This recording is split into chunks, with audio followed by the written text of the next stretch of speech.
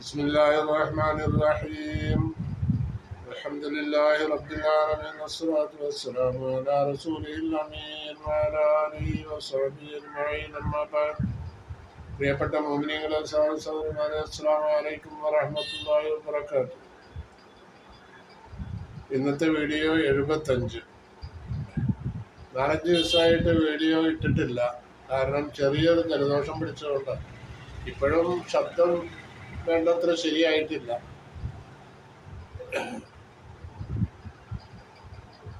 ഈ വീഡിയോയിൽ മറിയം സൂറത്തിലെ 12-ാമത്തെ ആയത്ത് മുതൽക്കാണ് എടുക്കുന്നത്. ബിസ്മില്ലാഹിർ റഹ്മാനിർ റഹീം. യാ യഹ്യ ഖുദിൽ കിതാബ ബിഖുവ്വത്തിൻ വആതൈനാഹുൽ ഹുക്മ സബിയ്യാ. യാ യഹ്യ, അല്ലയോ യഹ്യ, ഖുദിൽ കിതാബ, കിതാബിനെ നീ മുറുകെ പിടിക്കണം. ബിഖുവ്വത്തിൻ, ഉത്സാഹത്തോടെയും ഗൗരവത്തോടു കൂടിയും. വആതൈനാഹുൽ ഹുക്മ, യഹ്യ നബിക്ക് നാം നൽകിയ ഹിക്മ, ജ്ഞാനം, ഹുക്മ, ജ്ഞാനത്തെ നൽകി. സബിയൻ, കുട്ടിയായിരിക്കുമ്പോൾ തന്നെ. ഇവിടെ യാ യഹ്യ ഖുദിൽ കിതാബ, അല്ലയോ യഹ്യ, ഖുദിൽ കിതാബ, കിതാബിനെ മുറുകെ പിടിക്കുക എന്ന് പറഞ്ഞാൽ, ഖുദ് എന്ന് പറഞ്ഞാൽ അഖദ യഖുദു ഖുദ് എന്നാണ്. അഖദ പിടിച്ചു, സ്വീകരിച്ചു, മേടിച്ചു, എടുത്തു, ഇങ്ങനൊക്കെ അർത്ഥങ്ങളുണ്ട്. അപ്പൊ ഖുദിൽ കിതാബ, കിതാബ്, കിതാബ് എന്ന് പറഞ്ഞാൽ ഇവിടെ തൗറാത്താണ്. അല്ലാഹു തആല ഇറക്കിയ കിതാബ്, അന്നുള്ള കിതാബ് തൗറാത്താണ്.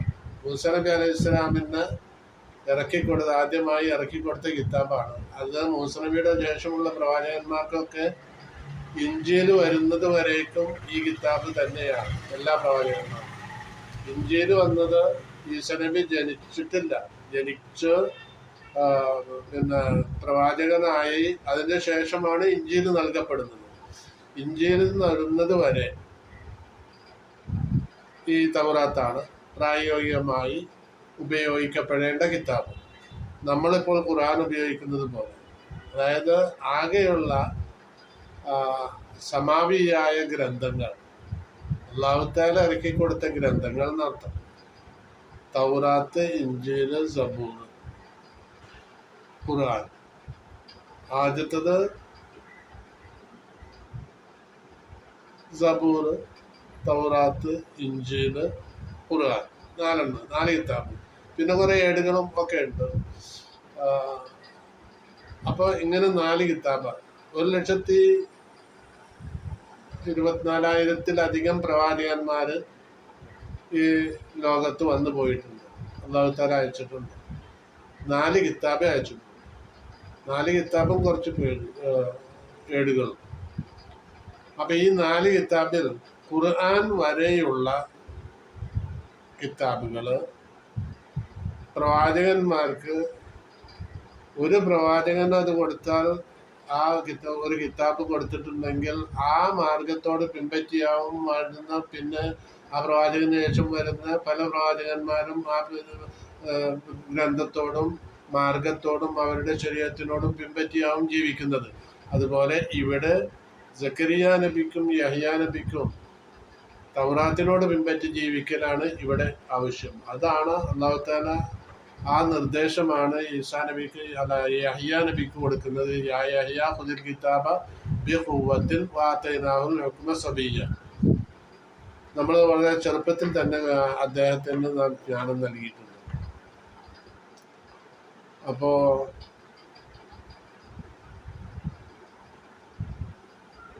സാമാന്യ ബുദ്ധി നൽകി, ജ്ഞാനവും നൽകി. വആതൈനാഹുൽ ഹുക്മ സബിയ്യ. 13-ാമത്തെ ആയത്ത് വഹനാനൻ മിൻ ലദുന്നാ വസകാതൻ വകാന തഖിയ്യാ. വഹനാനൻ, നമ്മളുടെ, മിൻ ലദുന്നാ, നമ്മളുടെ പക്കൽ നിന്നുള്ള അനുകമ്പ. ഹനാന്, അനുകമ്പ. മിൻ ലദുന്നാ എന്ന് പറഞ്ഞാൽ നമ്മുടെ പക്കൽ നിന്നുള്ള. വസകാതൻ, പരിശുദ്ധിയും. വകാന തഖിയ്യ, അദ്ദേഹം മുത്തഖിയായിരുന്നു. യഹ്യ നബി അനുകമ്പ നൽകി, പരിശുദ്ധിയും നൽകി. പരിശുദ്ധി എന്ന് പറഞ്ഞാൽ തെറ്റായ കാര്യങ്ങളിൽ ഇടപെടാതെ മാറി നിൽക്കുക. അങ്ങനെയുള്ള ആളായിരുന്നു ആര്? യഹ്യാ നബി അലൈഹിസ്സലാം. തീരെ അതിലിടപെടില്ല. മോശമായ കാര്യങ്ങൾ, തസ്കിയത്തുൻ മിനൽ ഖിസാലി ദമീമ, മോശമായ കാര്യങ്ങളിൽ നിന്ന് പറ്റേ ഒഴിവായി നിൽക്കുന്ന ആളായിരുന്നു എന്നാണ് സക്കാത്ത് എന്ന് പറഞ്ഞാലുള്ള അർത്ഥം. കാന തഖിയ, അദ്ദേഹം മുത്തഖിയുമായിരുന്നു. മുത്തഖി എന്ന് പറഞ്ഞാൽ തഖ്വയുള്ള ആള്. തഖ്വ എന്ന് പറഞ്ഞാൽ ധർമ്മനിഷ്ഠ എന്ന് മാത്രം പറഞ്ഞുകൊണ്ടായില്ല. തഖ്വ എന്ന് പറഞ്ഞാൽ അതിന്റെ നിർവചനം ഇംതിസാലു അവാമിരില്ലാഹി വജിത്തിനാബു നവാഹിഹി എന്ന്. അള്ളാഹുവിന്റെ ആജ്ഞകൾക്ക് വഴിപ്പെട്ട് ജീവിക്കുക, അള്ളാഹു നിരോധിച്ച കാര്യങ്ങളിൽ നിന്ന് എല്ലാ നിലക്കും ഒഴിവായി നിൽക്കുക. ഇങ്ങനെ ചെയ്യുന്ന ഒരാളാണ് മുത്തഖിയായ മനുഷ്യൻ. അത് യഹ്യാ നബി അലൈഹിസ്സലാം 100% പ്രായോഗികമാക്കിയിരുന്നു. വകാന തഖിയ, അദ്ദേഹം മുത്തഖിയുമായിരുന്നു. വബർറം 14-ാമത്തെ ആയത്ത് വബർറം ബിവാലിദൈഹി വലം യകുൻ ജബ്ബാറൻ നസിയ്യാ. വബർറം ബിവാലിദൈഹി, മാതാപിതാക്കൾക്ക് നന്മ ചെയ്യുന്ന ആളുമായിരുന്നു. അവർക്ക് നന്മ ചെയ്യുക, അവരെ അനുസരിക്കുക, എല്ലാ നിലയിലും മാതാപിതാക്കളെ നന്മ ചെയ്യുന്ന ആളായിരുന്നു. മാതാപിതാക്കൾ എന്ന് പറഞ്ഞാൽ പിന്നെ സക്കരിയ നബിയാണ് പിതാവ്. പിന്നെ മാതാവിന്റെ പേര് ഖുർആനിൽ പറഞ്ഞിട്ടില്ല. അപ്പൊ മാതാപിതാക്കൾക്ക് നന്മ ചെയ്യുന്ന ആളായിരുന്നു. ബാറംബി വാലിദൈഹി, മാതാപിതാക്കൾക്ക് ബർറംബി വാലിദൈഹി എന്നാണ് ഖുർആനിലുള്ളത്. ബർറിന് ബാറ് എന്ന് പറയും ഇസ്മുഫായിലായിട്ട്. മാതാപിതാക്കൾക്ക് നന്മ ചെയ്യുന്ന ആളായിരുന്നു. വലം യക്കുൻ ജബ്ബാറൻ, വലം യക്കുൻ ജബ്ബാറൻ, അദ്ദേഹം അഹങ്കാരിയായിരുന്നില്ല. വലം യക്കുൻ മുത്തക്കബ്ബിറൻ, അഹങ്കാരിയാവില്ല. കിബിറുള്ള ആളായിരുന്നില്ല, അഹങ്കാരിയായിരുന്നില്ല. അസീജൻ, അള്ളാഹുവിന് എതിര് പ്രവർത്തിക്കുന്ന ആളുമായിരുന്നില്ല. അപ്പൊ എല്ലാ നിലയ്ക്കും വളരെ വിനയമുള്ള ആളായിരുന്നു. മുത്തക്കബ്ബിറിന്റെ ഓപ്പോസിറ്റ് എന്താ? വിനയം, മുത്തവാദിയാണ്. ഈ മുത്തവാദിയായിരുന്നു ആര്? യഹ്യാ നബി. മുത്തക്കബ്ബിർ അല്ല ഒരിക്കലും, അഹങ്കാരമില്ല, വളരെ സൗമ്യമായിട്ട് പെരുമാറുന്ന ആളായിരുന്നു യഹ്യാ നബി അലൈഹിസ്സലാം. സ്വഭാവം വളരെ വിനയമുള്ള സ്വഭാവമായിരുന്നു. ആസിയല്ലി റബ്ബിഹി, റബ്ബിന് എതിര് പ്രവർത്തിക്കുന്ന ആളായിരുന്നില്ല. അള്ളാഹുവിന്റെ ആജ്ഞകൾക്ക് എതിര് പ്രവർത്തിച്ചുകൊണ്ട് ജീവിച്ച് മുന്നോട്ട് പോകണം, അങ്ങനത്തെ ആളായിരുന്നില്ല. അതാണ് 14-ാമത്തെ ആയത്ത്. 15-ാമത്തെ ആയത്ത് വസ്സലാമുൻ അലൈഹി യൗമ ഉലിദ വയൗമ യമൂതു വയൗമ യുബ്അസു ഹയ്യാ. അള്ളാഹുവിന്റെ ഒരു ഗ്രീറ്റിംഗ്സ് ആണ് സലാം. സലാമും കലം മിർ റബ്ബിർ റഹീം പറയുന്നത്. റഹീമായ അള്ളാഹുവിന്റെ ഭാഗത്തു നിന്നുള്ള സലാം എന്ന് പറഞ്ഞിട്ട് അള്ള പ്രത്യക്ഷപ്പെടും എന്ന് പറഞ്ഞിട്ട് യാസീൻ സൂറത്തിൽ നമ്മൾ പറഞ്ഞിട്ട് സലാമുൻ ഖൗലൻ മിർ റബ്ബിർ റഹീം, റഹീമായ റബ്ബിന്റെ പക്കൽ നിന്നുള്ള വാക്ക്, അതാണ് സലാം. അതുപോലെ സലാമുൻ അലൈഹി യഹ്യാ നബിക്ക് സലാം. യൗമ ഉലിദ, യഹ്യാ നബി പ്രസവിക്കപ്പെട്ട ദിവസം. വയൗമ യമൂത്തു, യഹ്യാ നബി മരിക്കുന്ന ദിവസം. വയൗമ യുബ്അസു ഹയ്യാ, അദ്ദേഹത്തിന് പുനർജന്മം നൽകപ്പെടുന്ന ദിവസവും എല്ലാം യഹ്യാ നബിക്ക് സലാം. ഇവിടെ ഇബ്നു അത്തീയ പറഞ്ഞ ഈ 3 സന്ദർഭങ്ങളെ പ്രത്യേകം എടുത്തു പറഞ്ഞു. 3 സന്ദർഭങ്ങൾ എന്ന് പറഞ്ഞാൽ ഏതാ? ജനിക്കുന്ന സമയം, പരാശരം വേണ്ടിവരുന്ന ഏറ്റവും വലിയ സമയങ്ങളാണ് ഈ 3 സമയം.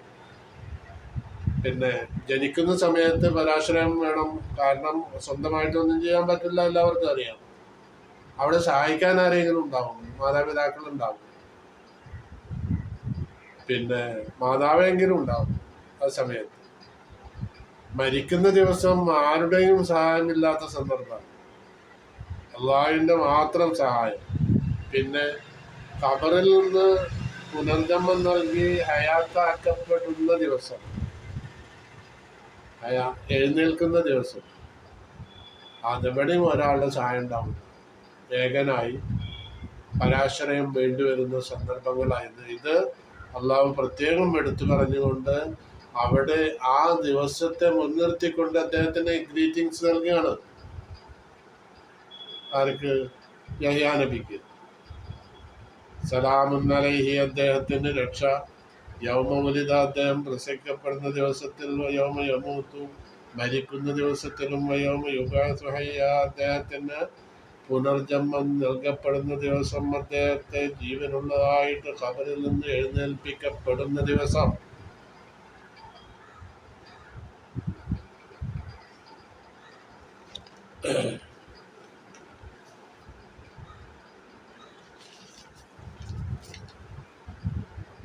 ഇനി 16-ാമത്തെ ആയത്താണ്.